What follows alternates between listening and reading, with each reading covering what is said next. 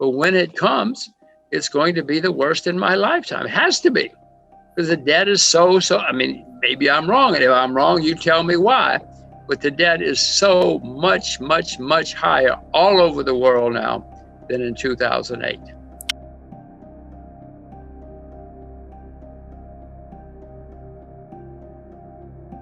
Jim, let's start with your macroeconomic outlook. As usual, you have your finger on the pulse on what's going on in the world. Tell us how you're reading the markets today. You mean we talking about the U.S. or we talking about? I mean, there are lots and lots of. There's a big world out there, David. What are you talking about? Talking about China? Talking about Japan? Korea? Let's start with the U.S. and we'll talk about domestic markets first in the U.S. Okay. Well, as you know, the United States Central Bank has been printing gigantic amounts of money, and the central government has been spending huge amounts of money. So all this money's got to go somewhere. It's going into the markets. The economies are getting better because the economy stopped. You know, I live in Singapore, for instance. Well, the airport was empty. Now there are a few flights a day. So things are getting better, but they're still not anywhere near what they were before. And that's happening all over the world because we're going from zero to, I don't know how far we're going. You know, so for a while, the economy in the US is going to get better, and certainly the markets, as long as they print all this money. Now, November, the markets were very strong. Maybe we'll have a pullback, but if so, you know, then Washington is going to panic and do everything they can to get the markets up again. But that's true in several other countries around the world.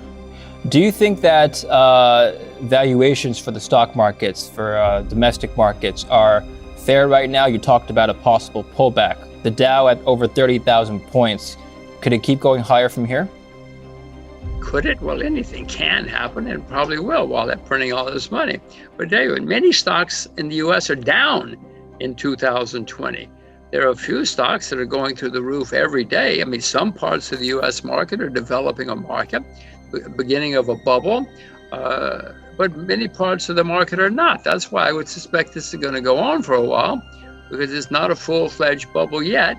It's beginning to be in some stocks and in other countries as well, China, Japan, you know, but in the U.S., and I don't know anywhere where there's a full-fledged bubble yet in any stock market around it. The bond market is a bubble. Bond market all over the world is a bubble, but I don't know any stock market that's a full-fledged bubble yet. If you looked at developments since the last time we spoke in the summertime, one of the major developments is a vaccine for COVID-19 that is in the works of being rolled out. Several companies have already developed vaccines. The markets have ingested this as good news for the most part. But some economists are still skeptical as to how effective this vaccine could be in the initial phases of the first couple quarters, for example, of 2021. Do you think that this news, the vaccine news, will have any significant impact on domestic markets in particular? It already has. I mean, I'm not the only one who knows that there are vaccines being rolled out. It certainly will take a while to vaccinate people. You know, there are 6 billion people in the world, so it'll certainly take a long time to vaccinate everybody. So yes, it's good news. Yes, it's happening. Yes, it will make things better, but yes, it will take time. Now, offline, you're telling me that you are very positive on the equities markets for the most part in the short term.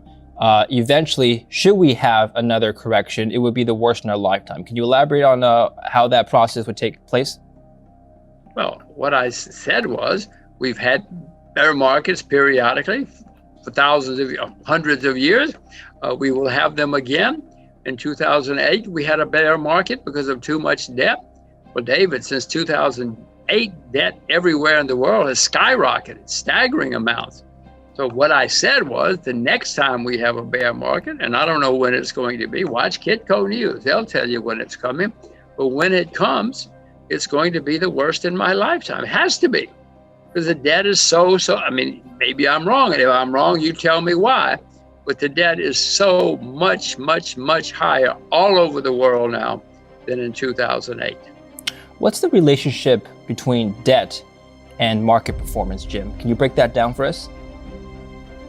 Well, when markets start going down, when bear markets start for whatever reason, people are very skeptical of companies that have a lot of debt, because as fear, as exuberance gives way to fear, people start worrying about will they survive or can they survive, or their earnings must go down because they have so much debt. And some companies start going bankrupt, really bad ones, and it spreads. I mean, this is just a simple bear market now. I'm not making any of this up. It's happened hundreds of times in bear markets all over the world throughout history, and that's the way they work. So Jim, how should investors prepare for such a market correction? It's not determine when it could happen or even the magnitude of such a crash, but we should still be prepared. How should we be allocating our assets in preparation? Well, everybody should allocate their assets in what they themselves know. They shouldn't be listening to me or anybody else. They should only invest in what they know. I may have 100% invested in Russia, but if they can't even find Russia on a map, they shouldn't think about investing in Russia. I may have a lot of money in commodities, but if they don't know what commodities are, everybody should invest in what they know, should not listen to others, and then they will know how to get through any problems that develop.